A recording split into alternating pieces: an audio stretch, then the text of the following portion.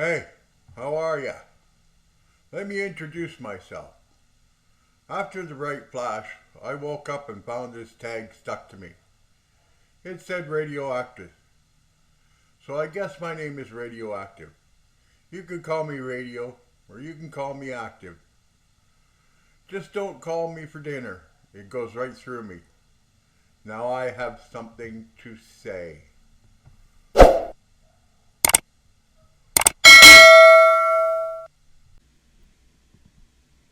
So, what I have to say today, or show you, what it is that Maple MAGA conservatives are doing to divide our wonderful country of Canada.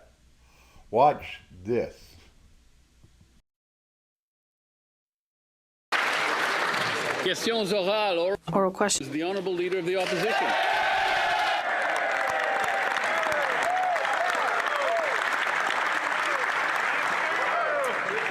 My mother taught me never to be late, so please forgive me for my late arrival to this session. I had some meetings with extremely important people in East Central Alberta, Mr. Speaker, after which I was honored to be elected by the great people of Battle River Crowfoot. I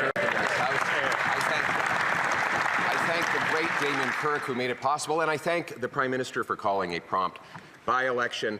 I wonder if one day he might regret that decision, but in a spirit of good faith, I wonder if he agrees that our goal should be a Canada where hard work is rewarded, where food and homes are affordable, where streets are safe, where borders are solid, and where we're all united under a proud flag. The Right Honourable Prime Minister. Mr. Speaker, I'm sure I speak for all parliamentarians in welcoming the member for Battle River Crowfoot back to the House of Commons.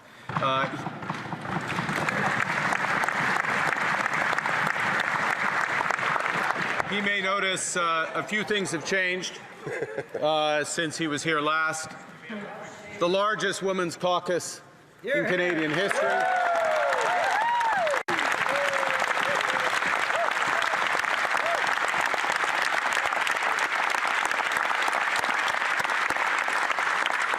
And a spirit of collaboration that was shown in the opening session, including in the passage of the Build Canada Act and the projet de loi du Bloc québécois en ce qui concerne. And the Bloc's bill in terms of protecting supply management. I agree entirely with the sentiment and objectives of the Leader of the Opposition.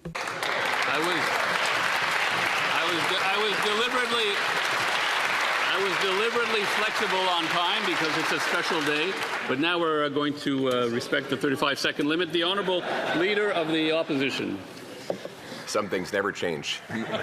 Monsieur le Président.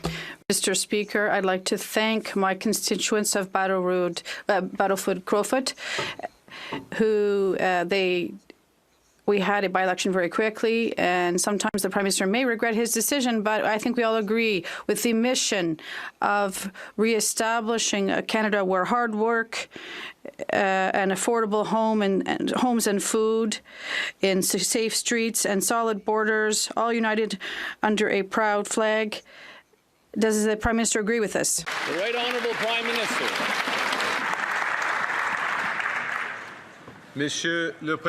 Mr. Speaker, I agree entirely with the sentiment and objectives that the Leader of the Opposition has just expressed for our great country. Thank you. The Honourable Leader of the Opposition.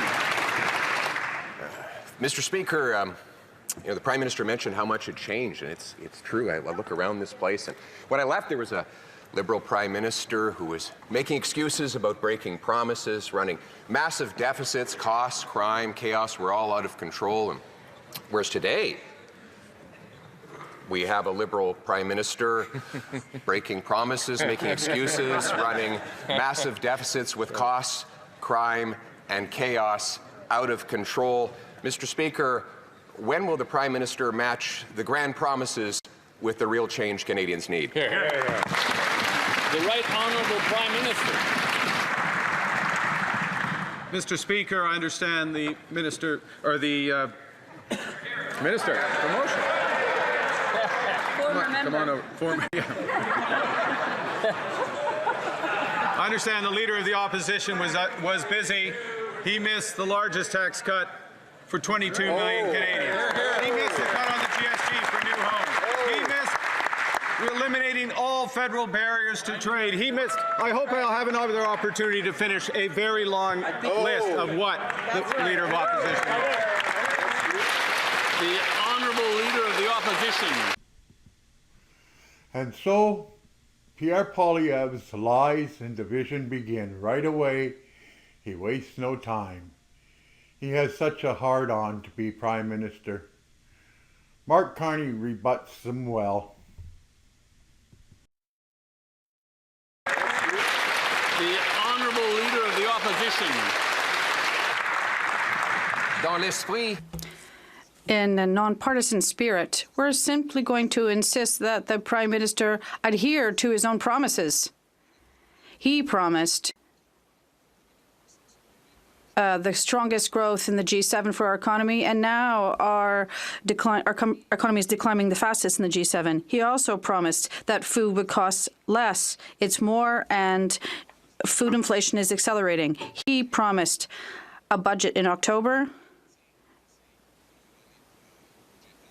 and now we'll see one maybe in November with a double deficit.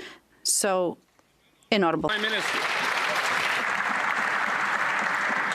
Mr. Speaker, this government has been absolutely focused on improving affordability for Canadians. That's why the largest tax cut, 22 million Canadians, every taxpayer in this country. That's why the cut to the GST.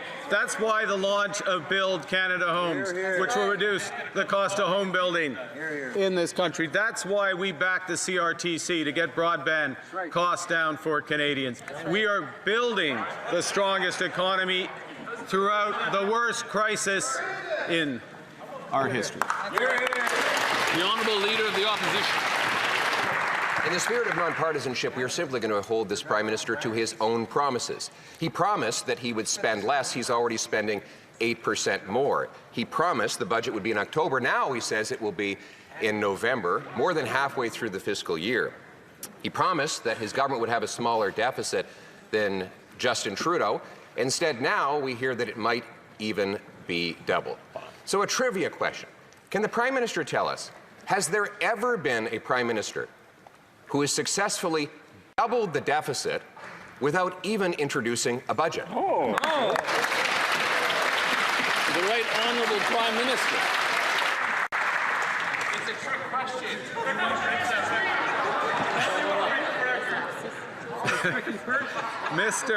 Mr. Speaker, this government is undertaking the biggest investment in protecting Canadians in the Canadian military.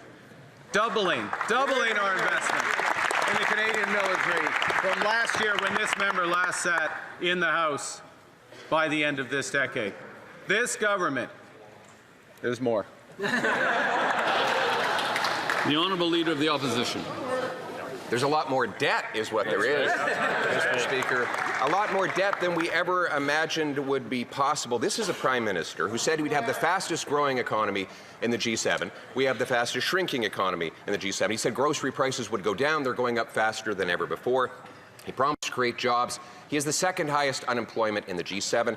He's really reminding us all of that sign at the bar, free beer tomorrow. But you come back the next day and the beer is still not free, and tomorrow never comes. Mr. Speaker, why is it that all of this Prime Minister's promises of yesterday turn into today's disappointments? The Right Honourable Prime Minister. Mr. Speaker, I think if we are going to build the strongest economy in the G7, and we will, we need to be clear. We need to be clear about the scale of the crisis we are in. We need to be clear about the scale of investment that we need. $60 billion in new projects announced last week. $200 billion in investment announced last week. $100 billion in housing investment announced just yesterday. That's the scale of what we need. L'honorable député. I'm going to end this here. I'm sure you get the point. The lies and division continue from the Maple MAGA conservative. They don't even have the courtesy not to interrupt Mark when he's speaking. Tell me what you think in the comments.